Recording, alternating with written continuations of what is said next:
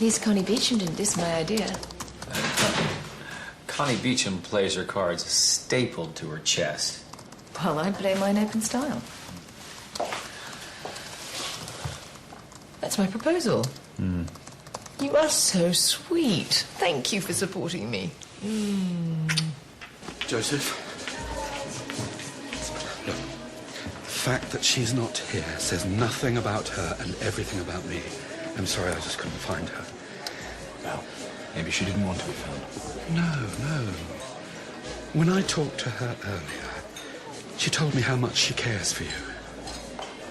She said she cares? Yes. So, don't be disheartened. Just ask yourself, what should I do? What? Well, don't give up hope. Just because your right-hand man has let you down doesn't mean that he won't be successful next time. Pickles.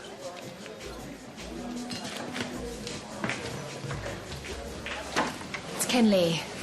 Yeah, I've seen him. He's, BP of 90/60, pulse 120. What?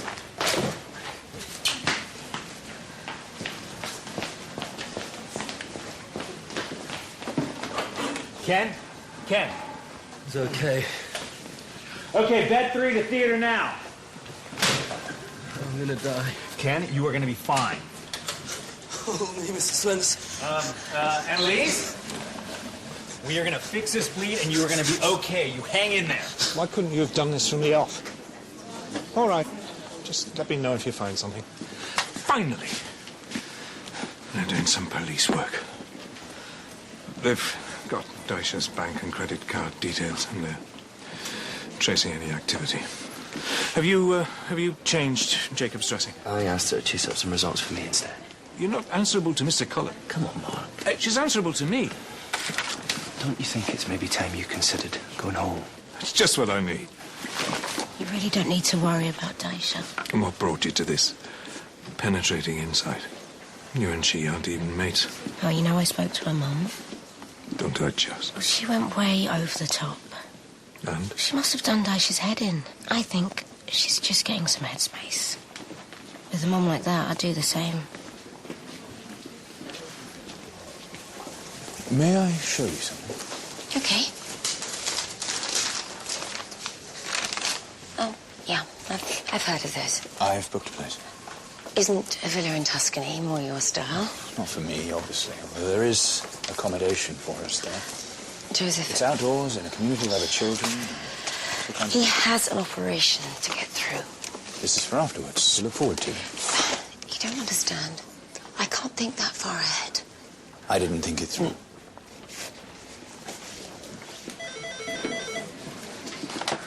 Hey, are you? Daisha. This guy is thinking himself ill. 5-0 proline, please. Nothing to do with your stitching. His father dropped dead the day before his 28th birthday. And guess what today is? The day before his 28th birthday? I guess we could put the clocks forward, convince him that it's tomorrow. He was born in Hong Kong. Yeah. Well, Hong Kong's hours ahead of us. Over there, it's tomorrow. Ken is already 28. Dicey, all right. It's so... Where are you? All right. Okay. Okay, I'll see you there. What's the score? Good. You're going to be fine. Didn't they offer you help with those scars when you first had your operations? They sent some boffin with an accent that made the Queen sound like a Cockney. If I let him anywhere near me, my scars would have scars.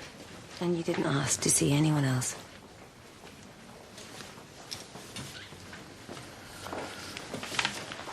Mr. Hope, is it enough just making a patient smile when what she really needs is someone to convince her to accept help? There's only so much we can do. In the end, everyone's responsible for themselves. And for each other, surely? I'd like to think so.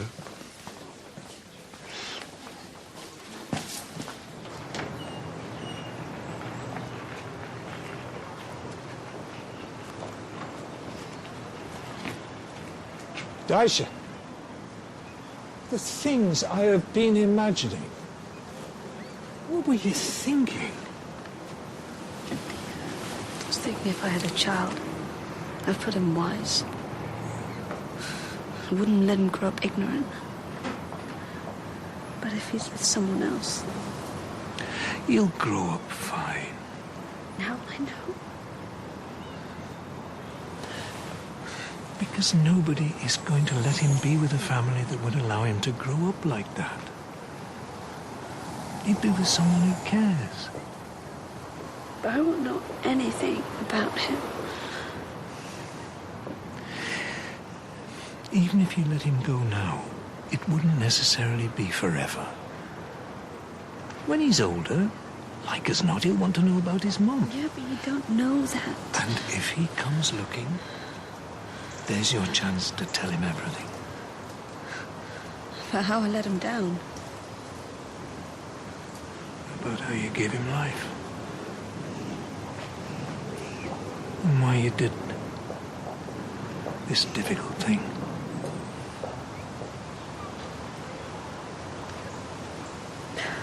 You won't understand that. He's everything like his mummy would. Ken, wake up.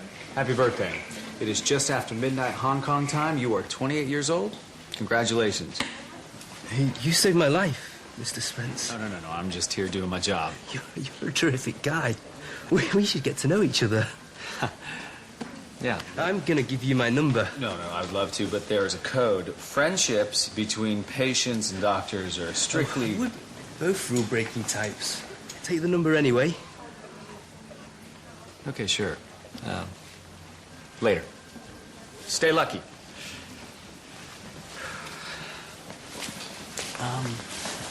I think I just got a proposition.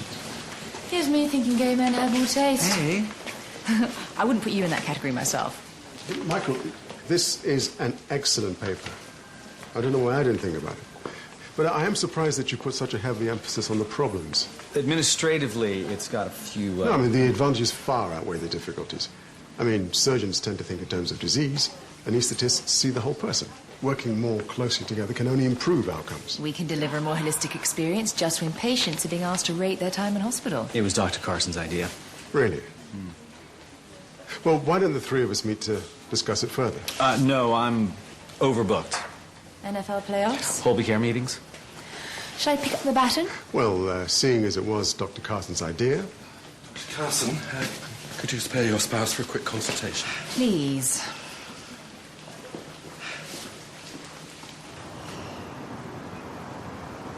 It's fast, is What have you been telling your mum? Why? Well, I can't help it if the bank wants to hold up her money. She was worried you might hurt yourself. Well, what's she done now? She rang the police. What? It's okay. I rang them and told them we found you. I was worried too. Well, all I said was, you can't run my life by remote control. If you yell at me once more, I'll jump onto the next bus. God, you're freezing. Where'd you spend the night? Kept walking. All night?